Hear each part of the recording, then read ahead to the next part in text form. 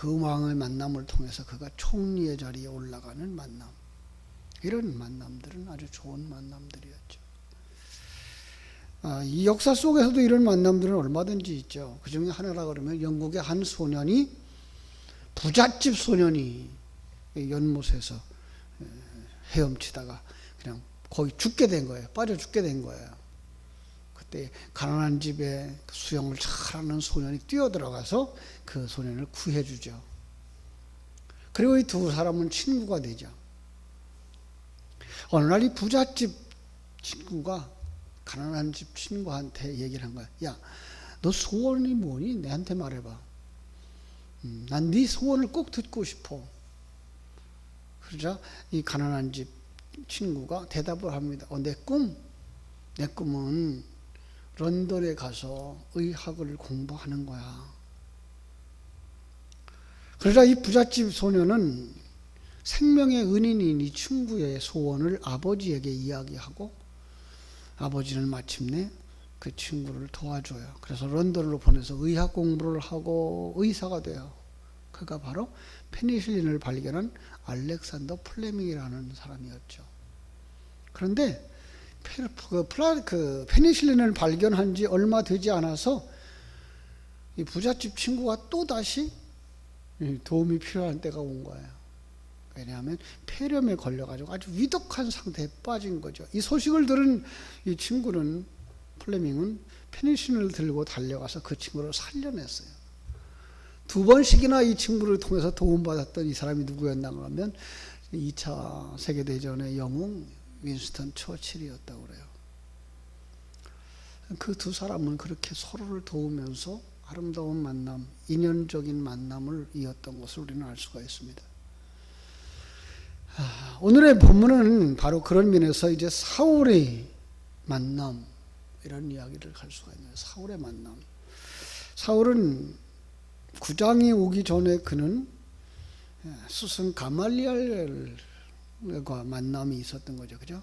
가말리엘과의 만남. 그런가 하면 순교자 스데반과의 만남. 스데반은 사실 사울이 생각하기를 유대교의 변절자, 잘못 알고 신앙생활을 하고 있는 사람, 돌로 쳐서 죽여도 괜찮은 사람이라고 생각했었지만 그 메시지에 사울이 변하죠. 그죠? 그런가 하면 이제 사역자로 통해서 사역자가 되어졌을 때 그의 삶 속에서 동역자들을 만나는데 그 신라와 같은 사람, 아들과 같은 동역자 디모데와 같은 사람, 바울을 위해서 목숨까지도 나눠주려고 했던 브리스굴라와 아굴라와 같은 사람들과의 만남, 그죠? 이런 아주 좋은 만남들이 많은데 그 중에서도 가장 좋은 만남, 그러면 우리 예수님을 만나는 만남이죠. 오늘 9장이 바로 그 이야기를 하고 있는 거예요. 예수님을 만나기 전 사울은 예수님에 대한 오해를 하고 있었던 거죠. 영적 세계에 대해 전혀 무지하니까. 참 어떤 면에서 가말리엘을 통해서 배운 그 지식이 오히려 예수님에 대하여서 거부감을 가질 수밖에 없었던 거죠. 지식적으로는 굉장히 탁월한 사람이 되었을지 몰라요. 왜? 가말리엘이 그렇게 탁월한 선생이니까. 종교적으로 그래서 참 바르게 나간다고 생각했는지 몰라요. 그런데 그는 오히려 그것 때문에 교만해졌고 하나님을 반역하고 주님을 핍박하는 사람이 되어졌죠. 그럼 이건 어떤 한 사람의 이야기가 아닌 불신자들의 이야기, 불신자들의 상태를 이야기하고 있는 거죠. 그죠? 사단의 역사죠. 타락한 자들 모두가 다 이러한 세속적이고, 그죠? 나쁜, 영적으로 나쁜 영향을 계속 파급시켜 나가는 거죠. 주일날 설교 말씀 속에서 말한 것처럼 나쁜 씨를 뿌리는 그 사단에 의해서 우리 속에는 계속 미움이, 시기가, 질투가, 그리고 절망과 좌절, 그리고 살인과 자살, 이런 일들이 일어나고 있는 거죠. 그런데 이럴 수밖에 없는 그 한 사람 사울 속에 하나님이 나타나셔요. 오늘 3절로부터 보면 사울이 길을 가다가 다메섹에 가까이 이르더니 호련히 하늘로부터 빛이 그를 둘러 비추는지라. 하나님의 그 초자연적인 개입. 저는 이걸 이렇게 봐요. 스데반의 설교를 그는 들었어요. 근데 그는 시간이 있을 때마다 그 스데반의 설교가 그의 가슴 속에서 계속 되새김질 되어졌던 거죠. 마치 우리의 기도처럼. 기도가 뭐라 그랬어요? 기도는 진리의 되새김질. 그래서 주님 가르치는 기도가 이야기를 하고 있는 거잖아요. 하늘에 계신 우리 아버지. 하나님 창조자. 섭리자. 목적을 따라서 역사를 움직여가고 내 인생을 움직여 가시는 분. 나의 아버지. 그 부분은 되새김질 하면 되새김질 할수록 실제로 내 가까이에 계신 분, 내 육신의 아버지보다 더 가까이 계신 분, 육신의 아버지보다 나를 더 사랑하시는 분, 그분이 나의 아버지야. 그분이 능력자야. 전능자야. 큰 계획을 가지고 우주를 움직여 가시고 내 인생을 움직여 가시는 분. 이게 뭐예요? 기도예요. 진리의 되새김질. 사울이 그랬던 거죠. 그러자 다메섹 도상을 지나가면서도 그 생각을 했을지도 몰라요. 그 순간에 정말 하늘로부터 빛이 그에게 쫙 비친 거지. 초자연적인 역사. 이걸 초자연적인 역사라고 말합니다만은 실제로는 뭐예요? 불신자 상태에, 그죠? 불신자 상태에 하나님의 생명이 살아나는, 불이 붙는 역사죠. 진리가 불이 붙는 역사예요. 성령이 임하여서 그 속에 가졌던 지식이 그의 생명이 되는 순간이에요. 그래서 그 빛이라는 말을 우리는 이 햇빛이나 이런 걸로 보지 않아요. 왜죠? 다른 친구들도 그걸 보지 못했거든요. 바울에게만, 사울에게만 이 역사는 일어났거든요. 진리를 되새김질하는 사람 속에만 일어나는 역사, 그 빛은 창세기가 말하고 있는 것이 1장이 말하고 있는 것처럼 이 세상을 어둠이라고 정의를 해놓고 이 세상 밖에 존재, 하늘나라의 존재에 대하여서 빛이라고 말하고 있는 거죠. 그래서 요한복음 1장은 이 빛을 바로 예수 그리스도라고 말하고 있고요. 예수 그리스도가 그의 심령 속에 팍 꽂힌 거죠. 그죠? 바울도 이제 나중에 바울로 바뀌어지죠, 이름이. 바울이 나중에는 그렇게 간증하죠. 22장 6절에 보면 큰 빛이 내게 비추었다. 26장에 가보면 해보다 더 밝았다. 바로 예수 그리스도죠. 그 빛이 임하자 하나님의 음성이 들리죠. 사울아, 사울아, 네가 어찌하여 나를 핍박하느냐?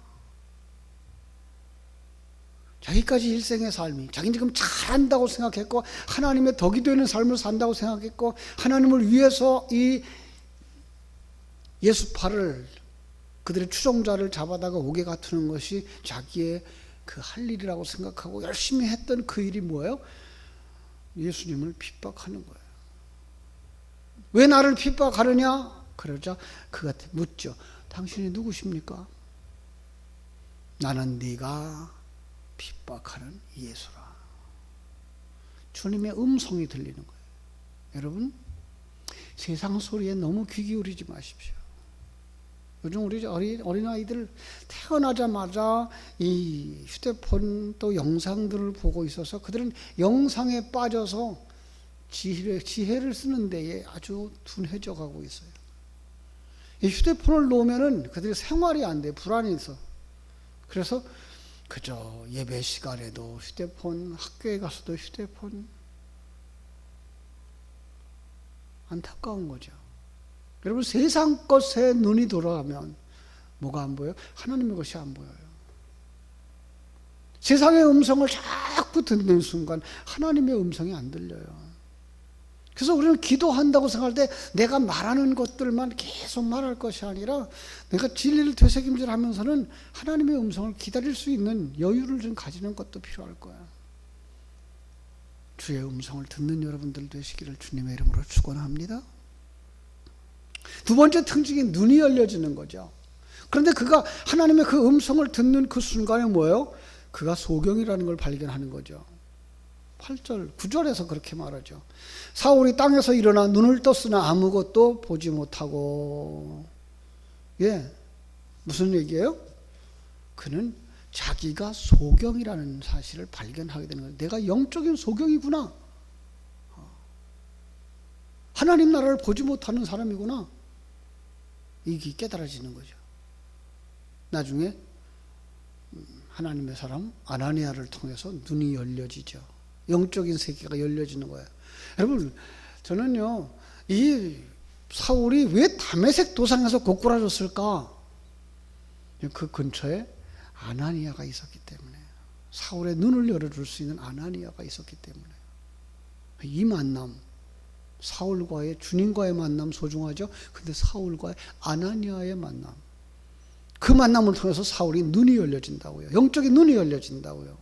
이 땅에 살아가면서 우리는 많은 사람들을 만나는데, 많은 설교를 듣죠. 많은 목사들을 만나고 전도사를 만나죠. 여러분들의 눈을 열어줄 수 있는 사람을 만나는 거, 이건 대단히 중요한 겁니다. 사울은 눈이 열려지죠. 그리고 그는 하나님으로부터 소명을 받게 되죠. 그죠? 너는 일어나 시내로 들어가라. 네가 행할 것을 내게 이를 자가 있느니라. 아나니아를 통해서 이제 깨닫게 되는데, 하나님이 아나니아를 사울에게 보낼 때 뭐라 그래요? 이방인의 사도로 부름받은 자다. 그래서 그는 그때부터 그 사명에 붙잡힌 바 되어진 인생, 성령의 인도하심을 받으면서 살아가는 인생을 살게 됩니다. 사랑하는 여러분, 이 새벽에 그런 기도를 했으면 좋겠습니다.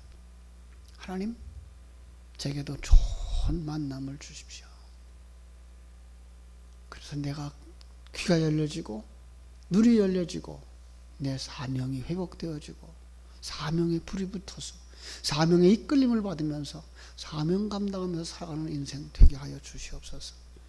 기도하실 때 주님께서 여러분의 눈을 열어주시고 귀를 열어주시고 사명을 회복시켜 주실 줄로 믿습니다. 기도하겠습니다. 아버지 우리 하나님, 크신 은혜와 사랑을 감사하고 감사합니다.